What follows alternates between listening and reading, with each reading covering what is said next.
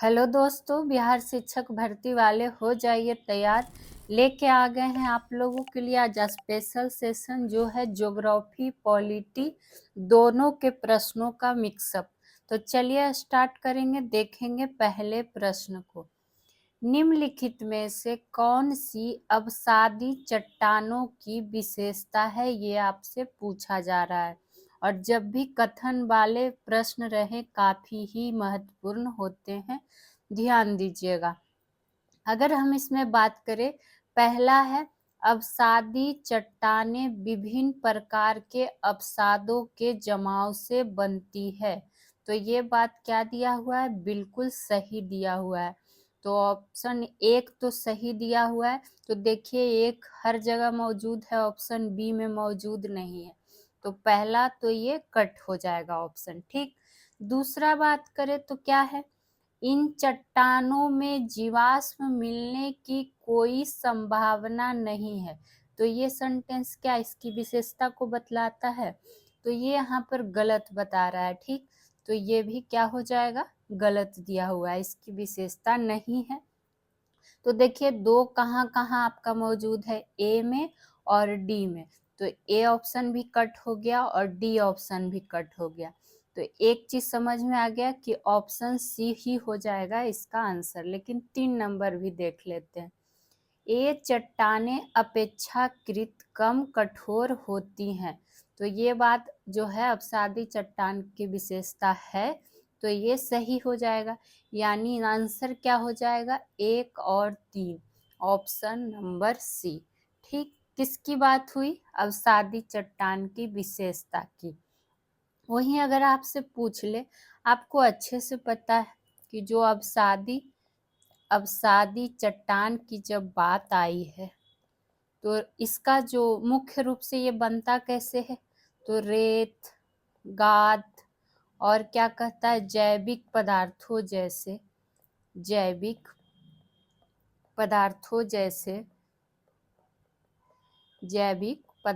जैसे क्या कहता है, अवसादों के क्या हो जाएगा, जमाव और संघनन से क्या होता है, इसका निर्माण होता है। और 1 नंबर में यही दिया हुआ था। ठीक। और क्या प्रश्न आपसे बन जाता है, आपको पता है पूछ सकता है आपसे, क्या पूछता है कि समुद्री जल का जो महत्वपूर्ण पॉइंट बनेगा बताते चलेंगे। समुद्री जल के बाष्पीकरण से बनने वाली अवसादी चट्टान का उदाहरण पूछ देता है। बनने वाली अवसादी चट्टान का उदाहरण अगर आपसे पूछ देगा तो ध्यान दीजिए, ऑप्शन में आपको रहेगा चूना पत्थर, बलुआ पत्थर, सेल, नमक चट्टान। तो क्या हो जाएगा, नमक चट्टान हो जाएगा। ये आप इस तरह से भी ध्यान रख लीजिएगा, समुद्री जल के बाष्पीकरण से। बाकी अवसादी चट्टान का उदाहरण की हम बात करें तो क्या क्या हो जाएगा, चूना पत्थर पूछता है ये भी, या फिर पूछ सकता है आपसे बलुआ पत्थर और क्या हो जाएगा, सेल हो गया। ये सब अवसादी चट्टान के उदाहरण हो जाएंगे। अगर आपसे पूछे कि कोयला किस प्रकार का अवसादी चट्टान का उदाहरण है, तो कोयला जो है ये क्या है, जैविक प्रकार का क्या है, अवसादी चट्टान का उदाहरण है। तो ये सब सारा पॉइंट आपको लिखते हुए चलना है। ये था हमारा पहला प्रश्न जो कि आपको मिला ज्योग्राफी का प्रश्न। अगला जो प्रश्न होगा पॉलिटी का प्रश्न। चूंकि आपको पता है बिहार शिक्षक भर्ती वाले में सब्जेक्ट कॉम्बिनेशन होता है सोशल साइंस वालों का, तो उनके लिए ही ये स्पेशल क्लास लाया गया है। 2 नंबर पे चलते हैं। किसने कहा कि संविधान सभा ब्रिटिश निर्मित थी और यह ब्रिटिश प्रभाव में काम कर रही है, ये आपसे पूछा जा रहा है। तो ध्यान दीजिएगा, ऑप्शन ए है एम.एन. रॉय, बी है एस.बी. घाटे, सी है जेड.ए. अहमद और डी है सोमनाथ लाहिड़ी। तो ऑप्शन नंबर डी हो जाएगा इसका राइट आंसर, यानी कि सोमनाथ लाहिड़ी। ठीक। इन्होंने यह बात कब कह दी थी?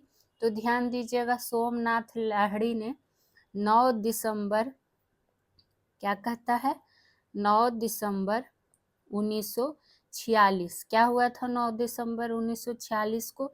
तो संविधान सभा की पहली बैठक हुई थी और उसी में इन्होंने यह क्या किया था, टिप्पणी किया था, सोमनाथ लाहिड़ी ने। तो ये भी आपसे एक प्रश्न पूछ लिया जा सकता है।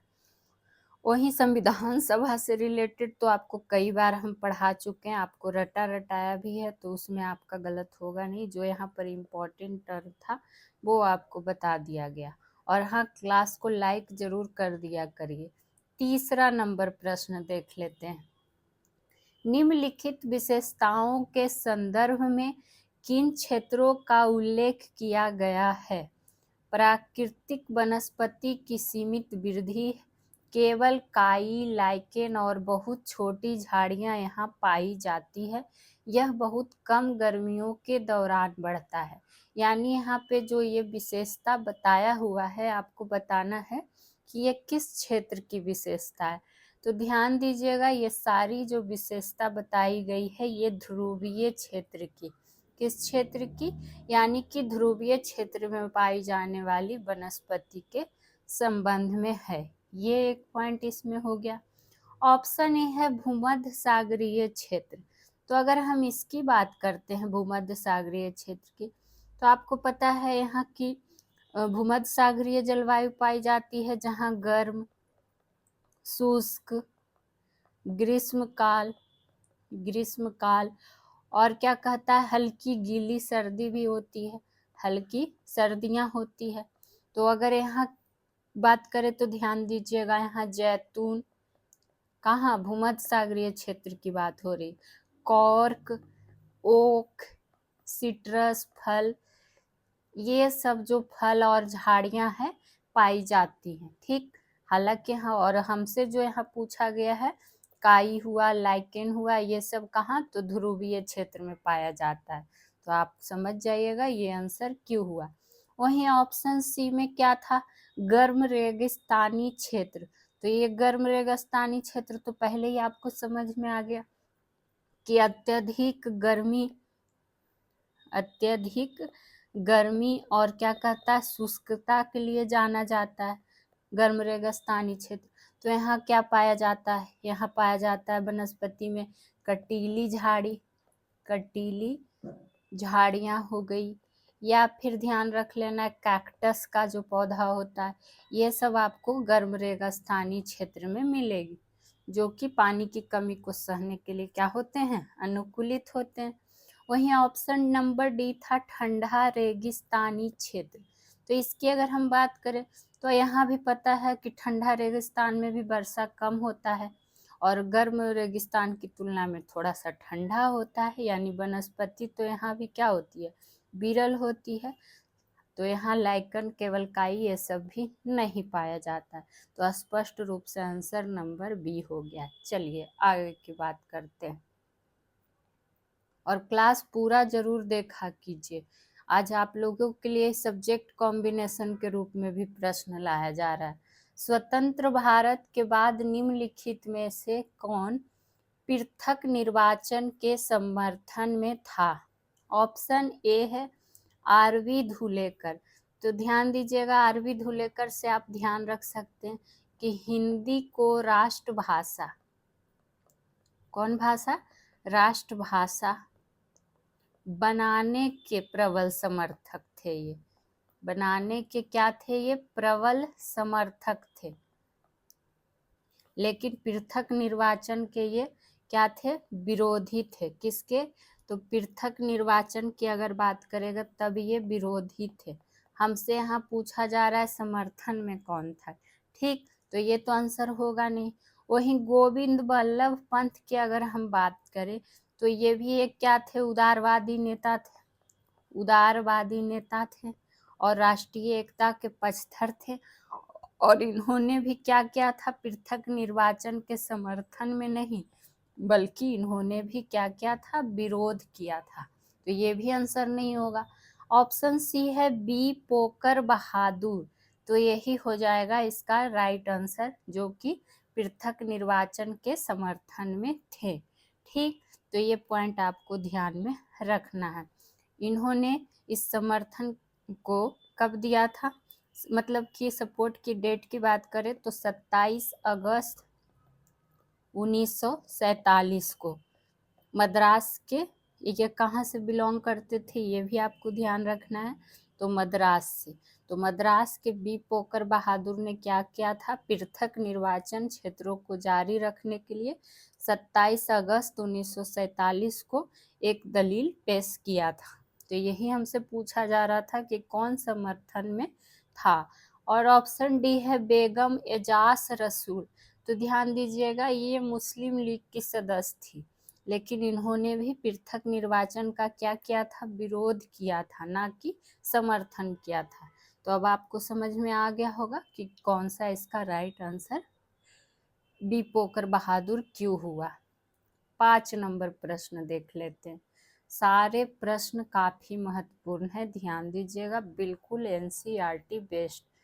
महाद्वीपों के किस भाग में भूमध्य सागरीय वनस्पति पाई जाती है। फिर से ज्योग्राफी, एक ज्योग्राफी और एक पॉलिटी का प्रश्न आपको क्या होगा, मिलता चलेगा। 1 नंबर है पश्चिमी भाग, 2 नंबर है पूर्वी भाग, 3 नंबर है दक्षिणी पश्चिमी भाग और 4 नंबर है उत्तरी भाग। तो अगर हम इसके पहले आंसर की बात कर लेते हैं कि ये पश्चिमी भाग और क्या कहता है दक्षिण पश्चिमी भाग में ये वनस्पति पाई जाती है, तो ऑप्शन नंबर ए हो जाएगा इसका राइट आंसर। ये एक पॉइंट हो गया। और अगर हम बात करें तो ज़्यादातर यह ज़्यादातर आपको यूरोप, अमेरिका नहीं जी, अफ्रीका, यूरोप, अफ्रीका और क्या कहता है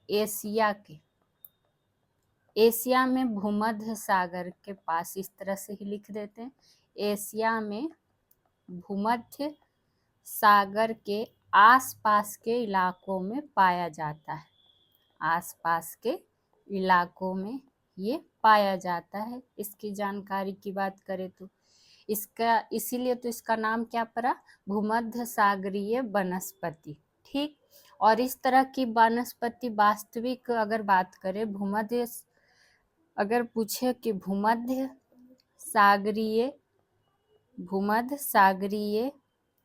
क्षेत्र के बाहर की बात करें तो अमेरिका के कैलिफोर्निया हो सके आपको ऑप्शन में इस तरह से ही दिया रहे, तो आपको जानकारी रहेगी तब ना आप सही या गलत करिएगा। फिर दक्षिण पश्चिम अफ्रीका, दक्षिण अमेरिका, दक्षिण पश्चिम ऑस्ट्रेलिया में, दक्षिण पश्चिम ऑस्ट्रेलिया में क्या है, पाया जाता है, ऑस्ट्रेलिया में पाया जाता है। और ये क्षेत्र क्या है, अभी हम लोग कुछ देर पहले भी चर्चा किए थे भूमध्य सागरीय क्षेत्र का, कि ये क्षेत्र जो है गर्म, शुष्क और क्या कहता है ग्रीष्मकाल और हल्की बरसाती सर्दियों के लिए जाना जाता है, और हल्की बरसाती सर्दियों के लिए क्या है, जाना जाता है। तो एक एक पॉइंट आप ही लोग के लिए लिखा जाता है, नोट डाउन किया कीजिए, आपका भी नोट्स तैयार होती जाएगा। 6 नंबर पे चर्चा कर लेते हैं। क्या है 6 नंबर, 1923 से 47 के दौरान भारत के किस क्षेत्र पर यूनियनिस्ट पार्टी का प्रभुत्व था या प्रभाव था। तो ध्यान दीजिएगा 1923 से 47 के दौरान, यहाँ जो राइट आंसर हो जाएगा ऑप्शन नंबर सी, यानी कि पंजाब, चूंकि यह इस अवधि के दौरान विशेष रूप से शक्तिशाली था और पार्टी जो था स्वभाव से धर्मनिरपेक्ष था। क्या था, पार्टी जो था धर्मनिरपेक्ष था, और इस प्रांत के जो हैं मुसलमान, हिंदू, सिख और अन्य समुदायों को एक साथ लाकर एक मजबूत और एकजुट पंजाबी इकाई में क्या था, विश्वास था। तो यही ध्यान रखना है कि यूनियनिस्ट पार्टी का जो क्या है स्थापना है ब्रिटिश भारत के पंजाब प्रांत में किया गया था। ठीक, और इसका अगर हम गठन की बात करें तो गठन जो हुआ था 1923 में हुआ था। और क्या ध्यान रख सकते हैं, पूछ सकता है आपसे कि इस पार्टी का मुख्य नेतृत्व किसने किया था। मुख्य नेतृत्व किसने किया था, तो नाम ध्यान रख लीजिए, सर फजल ए हुसैन। सर फजल ए हुसैन। और बाद में फिर ये नेतृत्व, मुख्य नेतृत्व इन्होंने किया था, लेकिन बाद में फिर सिकंदर हयात खान और क्या कहता है, खिजर हयात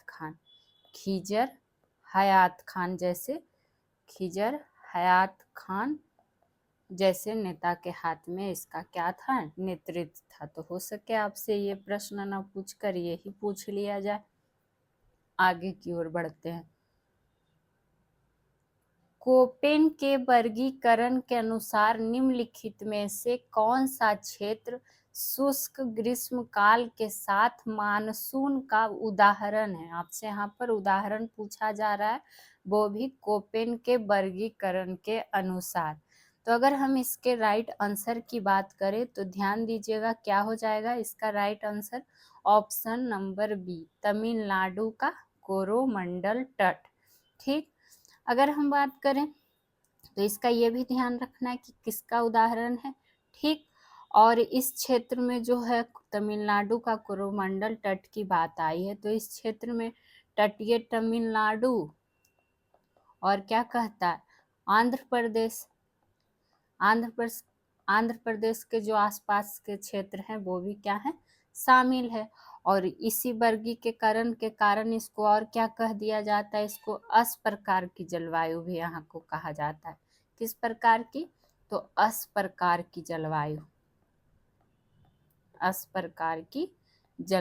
तो ये नाम भी आपको ध्यान में रख लेना है।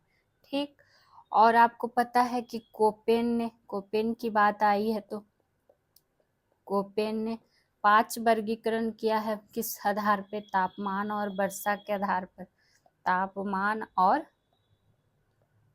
वर्षा के मासिक मूल्यों पर जलवायु वर्गीकरण किया है 5 रूप में।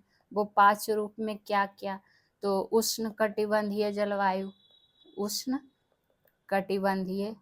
जलवायु हो गया, और कौन सा, एक हो जाएगा आपका शुष्क जलवायु। तीसरा जो आपका हो जाएगा गर्म समशीतोष्ण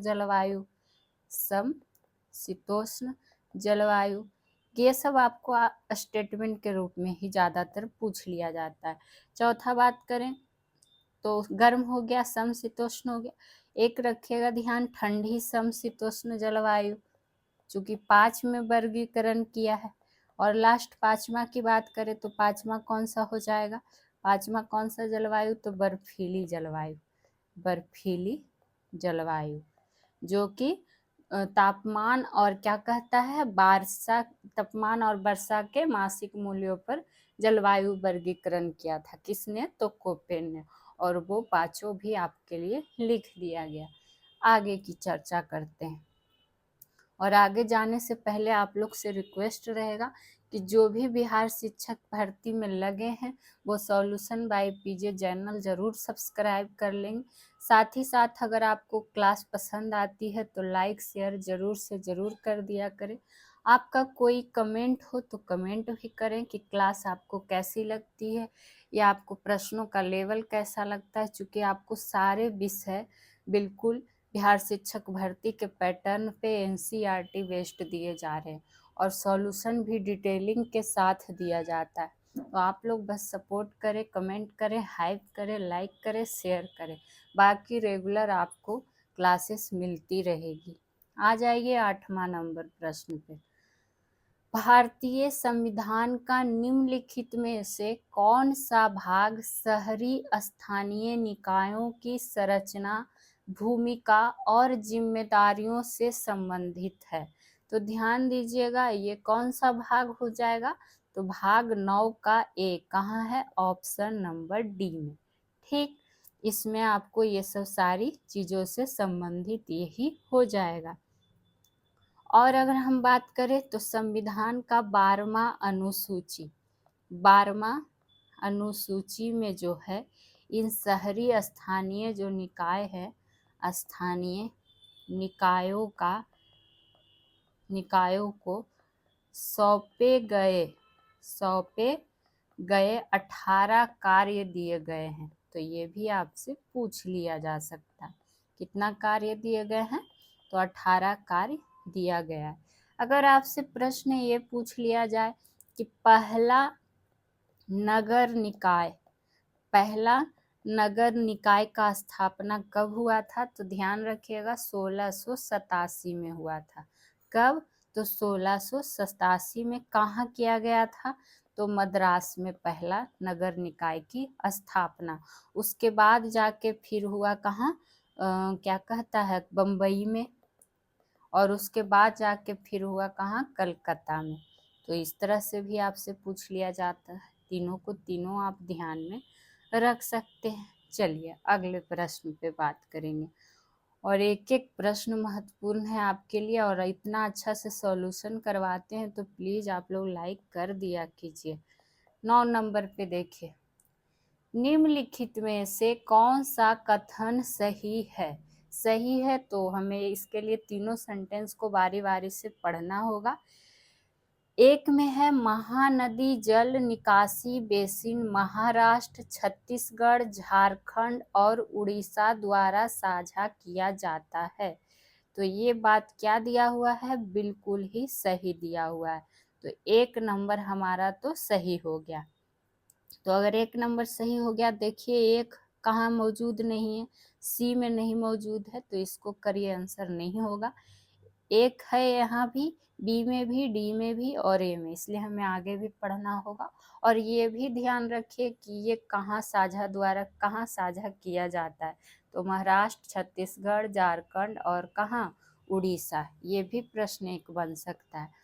दूसरा है आपके लिए क्या, गोदावरी नदी का जल निकासी बेसिन प्रायद्वीपीय नदियों में सबसे बड़ा है। तो क्या ये बात सही दिया हुआ है, बिल्कुल सही दिया हुआ है।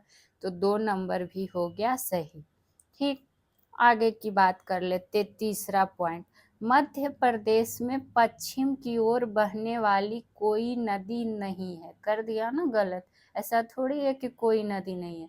तो ये सेंटेंस हो गया गलत, यानी 1 और 2 हो गया सही। तो केवल 1 और 2 ऑप्शन नंबर ए में आपको दिख रहा है। ठीक, ये पॉइंट आप क्लियर इसमें कर लीजिएगा। आगे की बात करेंगे कि इसमें और क्या आपको जानकारी होनी चाहिए। आपको पता होना चाहिए कि जो महानदी, इस तरह से लिखिएगा कि महानदी जो बेसिन देश का 8वां है, देश का क्या है, 8वां सबसे बड़ा बेसिन है, 8वां सबसे बड़ा बेसिन है। तो ये एक पॉइंट आपका क्लियर होना चाहिए। ठीक, और अगर हम बात करें तो इसका जो साझा किया जाता है ये राज्य ध्यान रख लेना है। वही बात करें तो आया था क्या, गोदावरी नदी का। तो आपको पता है कि गोदावरी नदी जो है दक्षिण भारत की एक क्या है, प्रमुख नदी है। और इस नदी में का भारत में सबसे बड़ा प्रायद्वीपीय जल निकासी बेसिन है, इसलिए इसको क्या कहा जाता है, दक्षिण गंगा भी कहा जाता है। इसको दक्षिण गंगा भी कहा जाता है, ये आपको पता है। और ये पश्चिमी घाट में त्र्यंबक पहाड़ी से निकलती है, त्र्यंबक पहाड़ी से निकलती है। तो ये सब भी प्रश्न आपसे पूछ सकता है। तीसरा स्टेटमेंट हमारा क्या था कि मध्य प्रदेश में पश्चिम की ओर बहने वाली नदी। तो कौन कौन सी नदी हो जाती है मध्य प्रदेश में पश्चिम की ओर, अगर हम बात करें तो हो जाएगा कौन सा, नर्मदा, ताप्ती, माही, साबरमती, शिप्रा, और भी माही, साबरमती, ये सब क्या है, मध्य प्रदेश में पश्चिम की ओर बहने वाली नदी है। जबकि यहाँ दिया था कि कोई नदी नहीं है, तो यही तो यहाँ पर गलत कर दिया है। अब समझ में आ गया होगा कि आंसर क्यों नहीं हुआ ये। आगे की ओर बढ़ते हैं। 10 नंबर देखिए, चाहे वो पॉलिटी हो चाहे वो ज्योग्राफी, स्टेटमेंट के रूप में क्वेश्चन आपके लिए तैयार किया जाता है। अंतर्राज्यीय परिषद के संदर्भ में निम्नलिखित कथनों पर विचार करिए कि कौन सा कथन सही है। इस बार हमें किसके बारे में विचार करना है, तो अंतर्राज्यीय परिषद के बारे में। पहला है, इसकी स्थापना क्या दिया है, अनुच्छेद 263 के तहत की गई थी। तो ये बात क्या है, बिल्कुल सही दिया हुआ है। अब देखिए कहाँ एक ऑप्शन में मौजूद नहीं है, तो सी में और बी में एक है ही नहीं, तो ये तो आंसर होने वाला नहीं है। अब बचा या तो ऑप्शन ए आंसर होगा या फिर डी होगा, तो चेक करते हैं। दूसरी स्टेटमेंट क्या है, और ये ध्यान जरूर रखिएगा इसका, अनुच्छेद 263। दूसरा है, यह राज्यों के बीच विवादों की जांच करता है और सलाह देता है। तो ये बात भी क्या दिया हुआ है, बिल्कुल सही ही दिया हुआ है, तो 2 नंबर भी सही हो गया। अब तीसरा भी हमें देखना है, केंद्रीय गृह मंत्री परिषद के क्या अध्यक्ष होते हैं, ये सेंटेंस सही है या गलत। तो ध्यान दीजिएगा, ये सेंटेंस यहाँ पर गलत दिया हुआ है, तो सही पूछा जा रहा था, तो 1 और 2 सही हो जाएगा, ऑप्शन नंबर ए। ठीक, क्यों यह सेंटेंस गलत हुआ 3 नंबर, चूंकि केंद्रीय गृह मंत्री क्या दिया था कि इसके अध्यक्ष होते हैं, जबकि इसके अध्यक्ष की बात करें तो प्रधानमंत्री यानी कि पीएम जो होते हैं इस परिषद के अध्यक्ष होते हैं। यहाँ पर ये सेंटेंस होना चाहिए, तो ये सही हो जाता। ठीक, और हाँ एक पॉइंट यहाँ पर ये भी ध्यान रख लीजिएगा कि गृह मंत्री, केंद्रीय गृह मंत्री की जो बात आई है कि परिषद के सदस्य हो सकते हैं, सदस्य हो सकते हैं, लेकिन अगर अध्यक्षता की यहाँ बात थी तो अध्यक्षता प्रधानमंत्री करते हैं। अध्यक्षता जो है वो कौन करेंगे, तो प्रधानमंत्री करते हैं। तो यही यहाँ पर तीसरा सेंटेंस गलत दिया हुआ था, तो अच्छे से पढ़े रहिएगा तब ना आपको पता चलेगा। आइए 11 नंबर प्रश्न देखते हैं। क्या है 11 नंबर, निम्नलिखित में से कौन सा उष्णकटिबंधीय वन का क्षेत्र है, सही उत्तर का चयन करें। 1 में है पश्चिमी घाट, 2 में है अंडमान निकोबार द्वीप समूह और 3 में है पश्चिम बंगाल। तो ध्यान दीजिएगा, पहले अगर इसके आंसर की बात करें तो पश्चिमी घाट हो जाएगा और अंडमान निकोबार द्वीप समूह, पश्चिम बंगाल इसका नहीं होगा। तो क्या हो जाएगा, 1 और 2 इसका राइट आंसर, यानी ऑप्शन नंबर बी हो गया। वही बात करें कि और क्या आपको इसमें जानकारी होनी चाहिए। पश्चिमी घाट पश्चिमी घाट था ऑप्शन 1 में, पश्चिमी घाट की बात आई थी। तो आपको पता है कि यह भारत के पश्चिमी तट के समानांतर फैला हुआ पर्वतीय क्षेत्र है, जैसे कि महाराष्ट्र, कर्नाटक, केरल, तमिलनाडु में, केरल तमिलनाडु में। ठीक, तो ये उष्णकटिबंधीय वन का क्षेत्र है, क्योंकि यहाँ घना वर्षा वन, अधिक वर्षा और आर्द्र जलवायु पाया जाता है, तो ये उष्णकटिबंधीय वन का क्षेत्र हो गया। दूसरा आपका ऑप्शन है अंडमान निकोबार द्वीप समूह, अंडमान निकोबार द्वीप समूह। तो इसकी अगर बात करें तो यह द्वीप कहाँ है, भूमध्य रेखा के पास स्थित है, भूमध्य रेखा के पास स्थित है, और यहाँ की जो जलवायु है गर्म और नम दोनों रहती है। लेकिन ये क्या है, ये भी है उष्णकटिबंधीय सदाबहार वन क्षेत्र, तो ये भी आंसर हो गया। लेकिन तीसरा नंबर क्या था, पश्चिम बंगाल। तो पश्चिम बंगाल जो है यहाँ विभिन्न प्रकार का जलवायु पाया जाता है, विभिन्न प्रकार का जलवायु पाया जाता है। लेकिन अगर हम बात करें उष्णकटिबंधीय सदाबहार वन का, तो उसकी श्रेणी में ये नहीं आता है, तो यही से आंसर सिर्फ 1 और 2 हो गया। ठीक, तो आपको ध्यान रहना चाहिए। आगे की बात करते हैं। भारतीय संविधान में सर्वोच्च न्यायालय के सलाहकार क्षेत्राधिकार की विशेषता किस देश के संविधान से ली गई है। तो ध्यान दीजिएगा, ये ली गई है कनाडा के, कहाँ से, तो कनाडा के। वहीं ऑप्शन ए था ऑस्ट्रेलिया, तो ऑस्ट्रेलिया से ध्यान रखिएगा, समवर्ती सूची ये भी मिलान के रूप में बहुत पूछा जाता है। समवर्ती सूची जैसी अवधारणा ली गई है खास करके, या फिर व्यापार वाणिज्य और क्या कहता है इसकी स्वतंत्रता की बात ली गई है ऑस्ट्रेलिया से। वहीं दूसरी बात करें यूनाइटेड किंगडम ब्रिटेन से, तो यहाँ से आपको सबसे ज़्यादा जो पूछा जाता है संसदीय शासन प्रणाली ली गई है। संसदीय शासन प्रणाली ली गई है। एकल नागरिकता की बात आएगी तो एकल नागरिकता हो गया, मंत्रिमंडल प्रणाली हो गया, ये सब यहाँ से लिया गया है। वहीं आयरलैंड का तो किनको नहीं पता होगा कि राज्य के नीति निर्देशक सिद्धांत यहाँ से लिए गए हैं।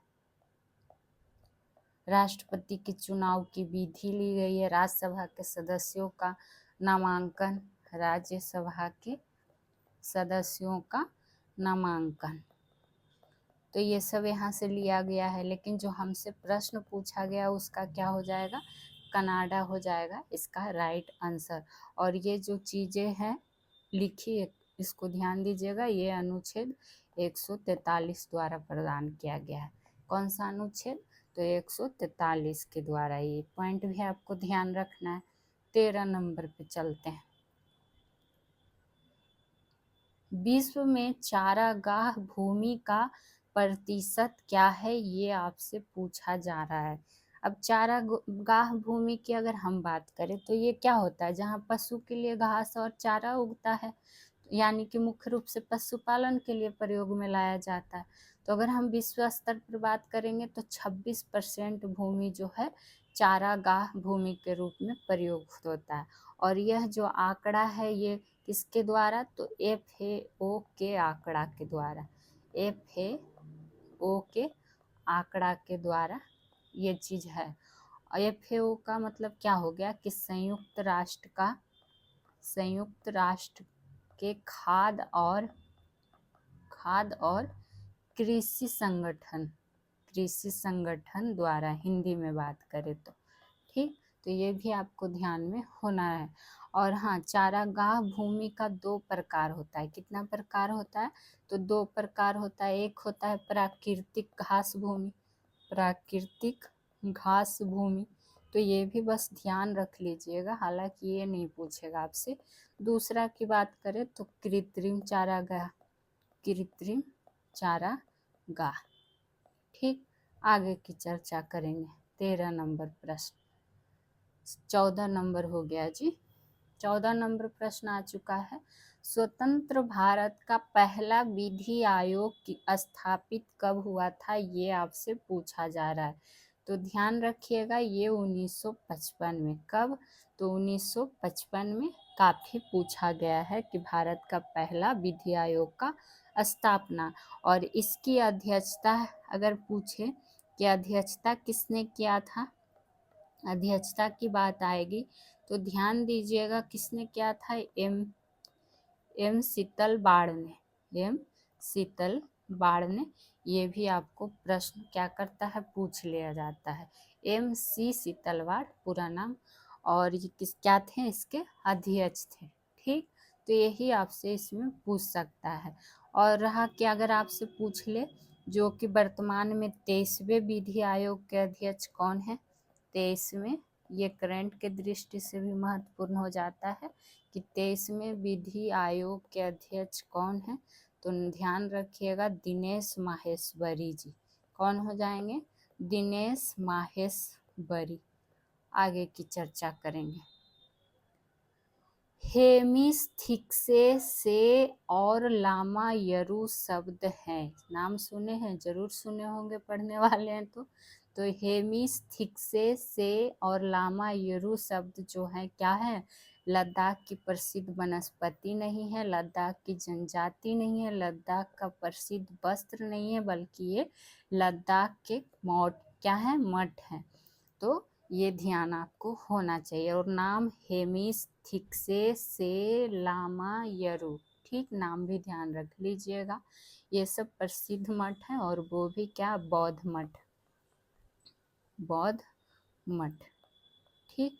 और इनमें भी एक अगर आपसे पूछ ले कि इनमें भी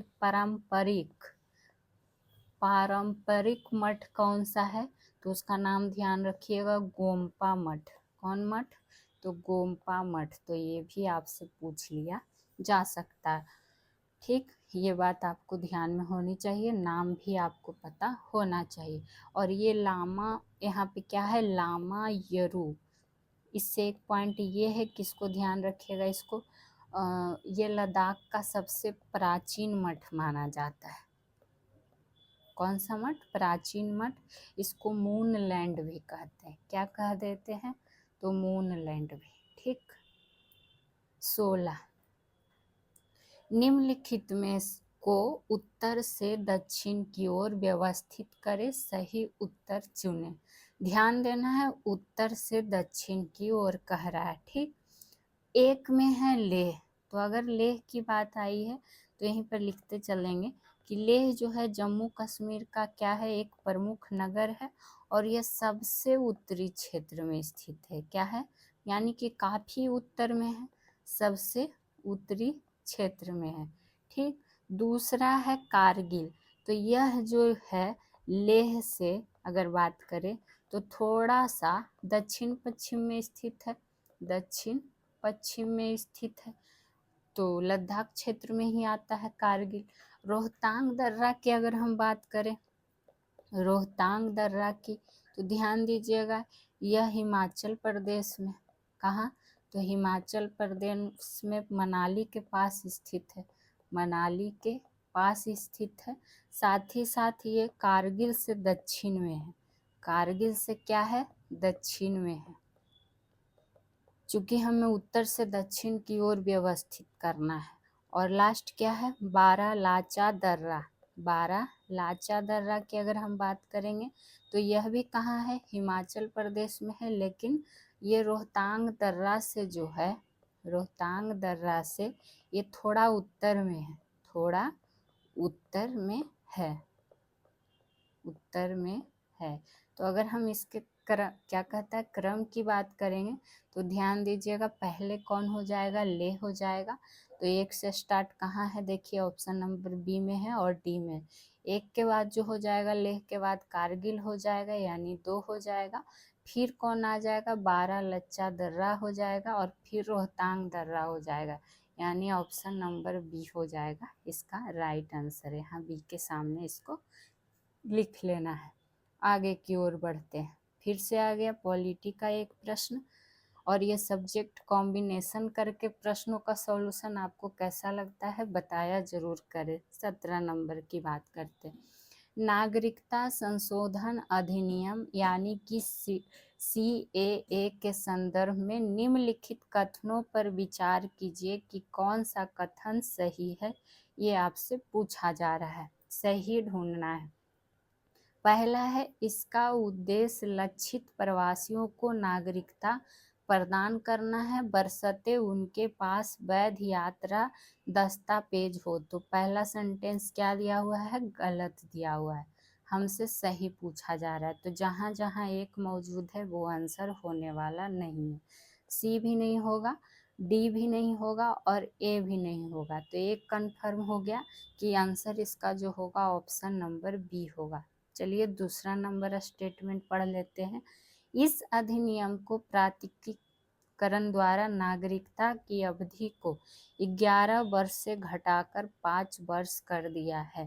तो ये बात क्या है, बिल्कुल सही दिया हुआ है। तो केवल बी हो गया ना इसका आंसर। चूंकि आपको पता है कि ये नागरिकता संशोधन अधिनियम जो 2019 का उद्देश्य कि पाकिस्तान, अफगानिस्तान और बांग्लादेश, ये यहाँ से जो आए हिंदू हैं, हिंदू, सिख, बौद्ध, जैन, पारसी, बौद्ध, जैन, पारसी और क्या कहता है, ईसाई, ईसाई अल्पसंख्यकों को, ईसाई हो सके। सेंटेंस में आपको ये भी दिया रहे नागरिकता देना है, लेकिन उनके भले ही उनके पास वैध यात्रा दस्तावेज ना हो। यहाँ जो सेंटेंस था मेल इससे नहीं खा रहा था, इसीलिए ये गलत हो गया। आगे की बात करेंगे।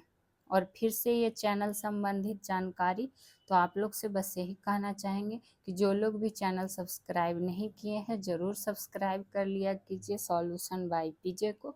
साथ ही साथ जो भी बिहार शिक्षक की भर्ती में लगे हुए हैं वो इस चैनल से ज़रूर जुड़े, जहां आपको एनसीईआरटी बेस्ड हर विषय के प्रश्न किए मतलब सॉल्यूशन आपको डिटेलिंग से दिया जाता है, प्लस आपको पीडीएफ भी प्रोवाइड टेलीग्राम पे कर दिया जाता है। तो एक बार जुड़ के ज़रूर देखें और सेशन को लाइक शेयर कर दिया कीजिए, साथ ही कमेंट भी किया करें। चलिए आगे की प्रश्न देख लेते हैं। निम्नलिखित में से किस भारतीय राज्य ने महिलाओं के लिए विवाह की न्यूनतम आयु 18 से 21 वर्ष करने हेतु विधेयक पारित किया है? तो ये तो पॉलिटी और करेंट दोनों से महत्वपूर्ण हो गया। ध्यान दीजिएगा, ये हो जाएगा हिमाचल प्रदेश। कौन हो जाएगा? तो हिमाचल प्रदेश, जो कि बाल विवाह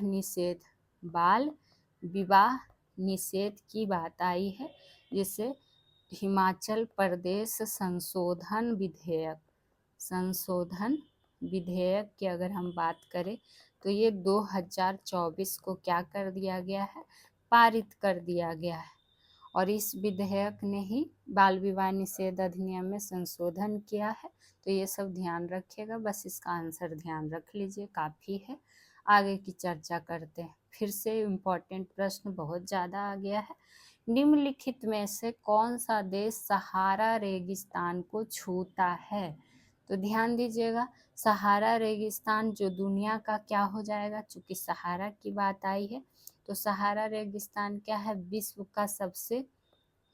का सबसे गर्म रेगिस्तान है, सबसे गर्म रेगिस्तान है, जो उत्तरी अफ्रीका के क्या है? एक बड़े हिस्से में फैला हुआ है। कौन? तो सहारा मरुस्थल की बात हो रही है।